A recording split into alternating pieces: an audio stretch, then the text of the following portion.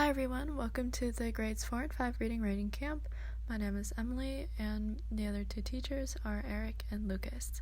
So today's theme looks at a very popular poem by Lewis Carroll and it was included in Alice in Wonderland.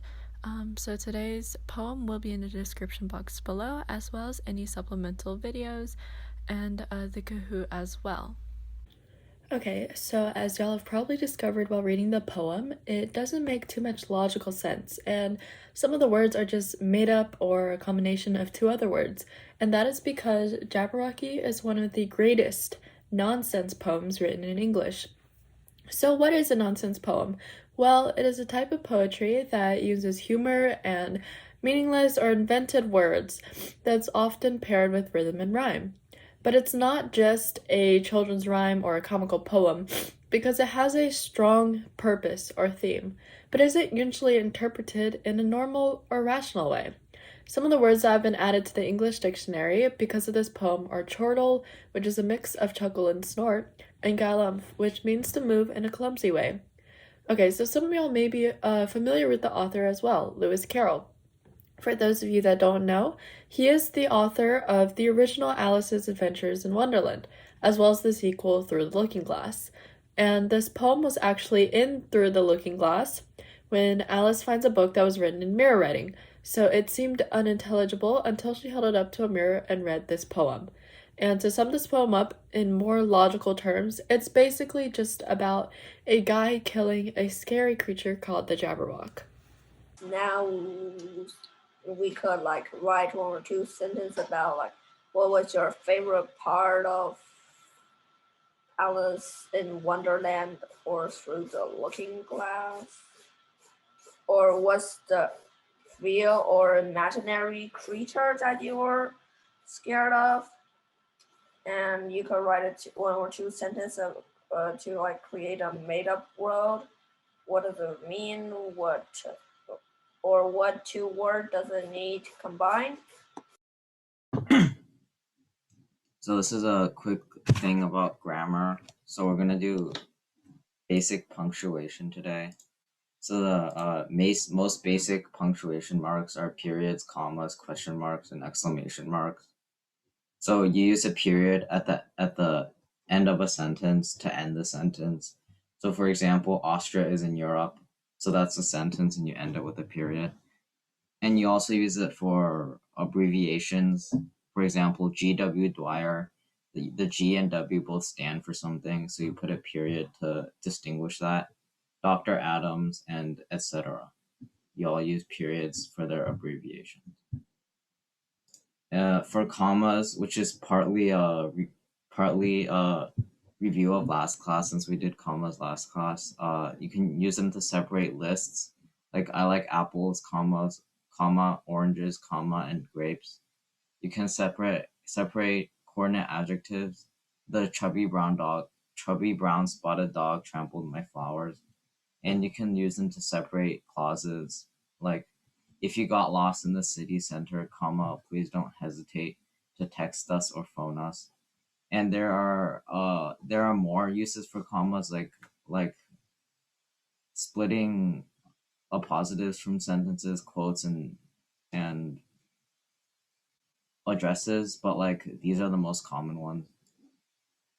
Question marks are used at the end of a question instead of a period. So for example, why did he stop? He's asking that question, so you use a question mark. Exclamation marks express surprise. That's not possible. Whoever said this is really surprised, so you use an exclamation mark. And a good tip is multiple exclamation marks or multiple question marks in writing is informal, so you shouldn't use them when you're writing for school or whatever. So 2 exclamation marks, 2 question marks, or exclamation question mark. These are all informal. So most of these things you guys probably know already, since they're pretty common. And more complicated punctuation marks like colons, semicolons, hyphens, parentheses, quotes, and ellipses. So a hyphen is when you join two words into a single term, like part-time and well-known. Colons have three uses. The first is to emphasize things after the colon. So, for example, there was one thing she loved more than anything, her dog.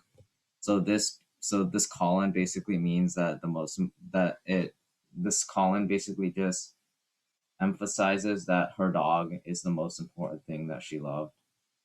And the second use is that it explains the thing before. So whatever after the colon explains the thing before. So like I didn't have time to get changed. Colon, I was already late. It basically explains why didn't have time to get changed because he was already late. And it also introduces a list. For example, he was planning to study 4 subjects: colon, politics, philosophy, sociology, and economics. And the most important rule of colons is that the sentence before the colon must be a complete sentence. So if you take the sentence out, it must work. So for example, a wrong example is the very best peaches are colon those grown in California. So if you take out the sentence, the very best peaches are, which is the part before the colon, this is not a complete sentence. So therefore, this is a wrong usage. If you see any of these examples, like he was planning to study 4 subjects, that's a complete sentence. I didn't have time to get changed, that's a complete sentence. And there was one thing she loved more than anything, and that's a complete sentence. So these all work. Semicolon connects two related complete sentences. So like colons, the thing before the semicolon also has to be a complete sentence. But for semicolons, the thing after also has to be a complete sentence. So John likes eggs, semicolon. Jennifer does not. So these two sentences are closely related since they're comparing one thing. So you use a semicolon, and they're both complete. If you put a period in place, John likes eggs, that's a complete sentence. Jennifer does not, that's also a complete sentence. So this works. Parentheses de-emphasize a part of a sentence, or it contains further thought. So George Washington, parentheses, the first American president, was born in 1732.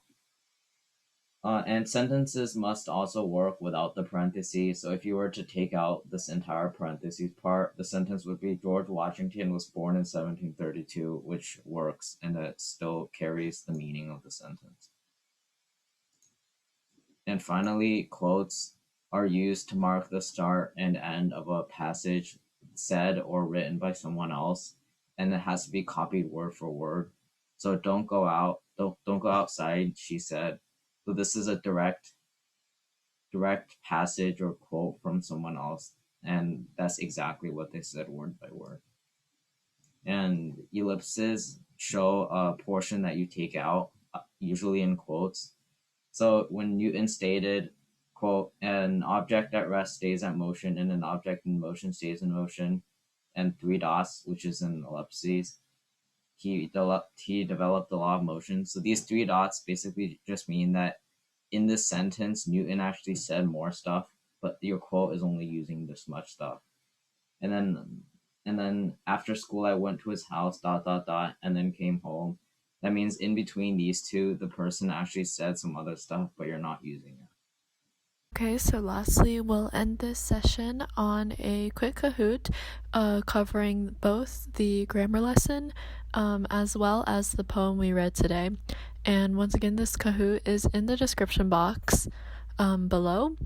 So this would conclude our session this time, and hope to see you next week.